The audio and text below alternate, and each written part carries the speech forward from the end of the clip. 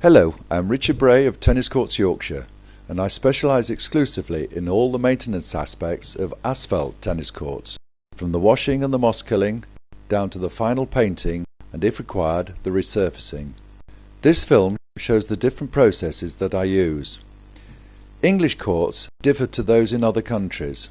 Our tennis courts have what is called an open textured asphalt surface that allows the rainwater to drain through it, as opposed to the others where their surfaces are made to rely on the water to shed off it, similar to a road.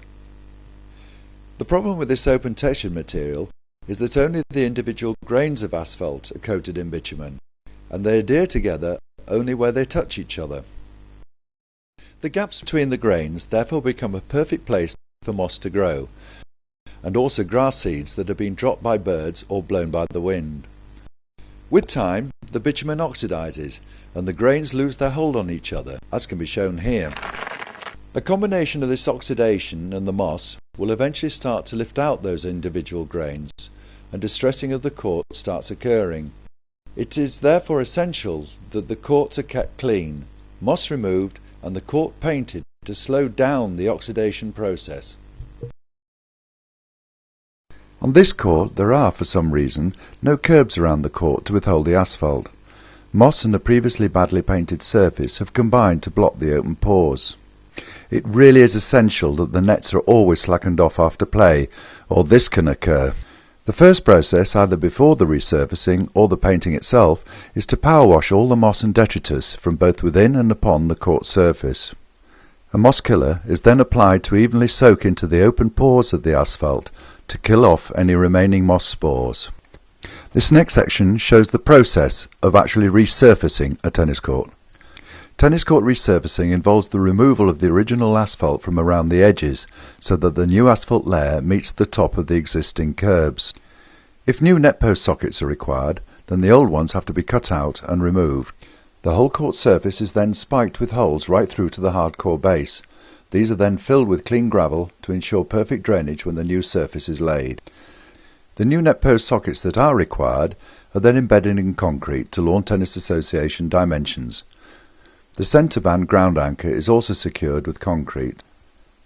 Where deemed necessary to meet the new surface height, new curbs must be laid. Some court edges, however, have fallen away greatly, and these curbs need to be raised further to leave a perfect level throughout the finished court. A bitumen tar adhesive is then applied over the part of the old surface to be worked on to adhere the new asphalt to it. In some cases, if the court edges have fallen away, it is necessary to build up to the correct level with a base coat asphalt prior to the top dressing. This base asphalt also allows water to penetrate through it. A court can be divided into either 4 or 6 bays, where the seams of 3 of those bays are made to run along the final tennis lines. A laser is then used to obtain the final finished surface height, so the working steels can be laid precisely.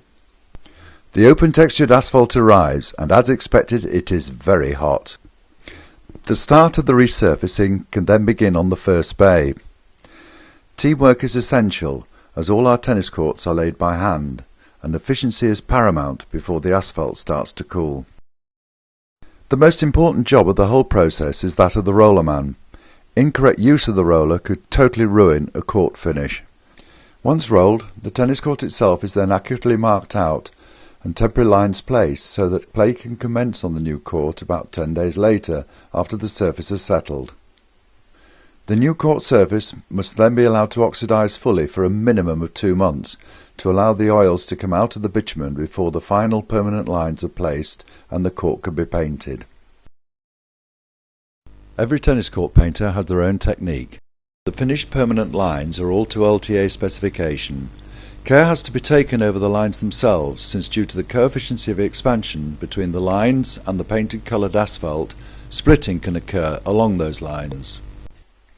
Unlike the American and Australian techniques of applying the paint with a squeegee, English courts have the paint applied with a sprayer. The paint contains a grit within it that meets with the LTA tennis slip resistance factor of 60. Mugger courts, such as netball, basketball and five-a-side, etc., require a coarser grit factor of 80.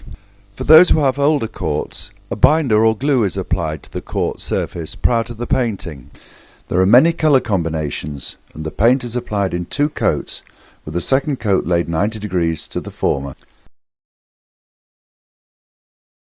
I hope you've enjoyed this film and have a better understanding of the work involved in looking after your tennis court. No 2 tennis courts are the same, except in their dimensions of course. So if you have any queries at all you would like me personally to answer for you, then please go to my website at www.tenniscourtsyorkshire.co.uk, where you will find all my contact details, and you can also fill in a contact form. Thank you.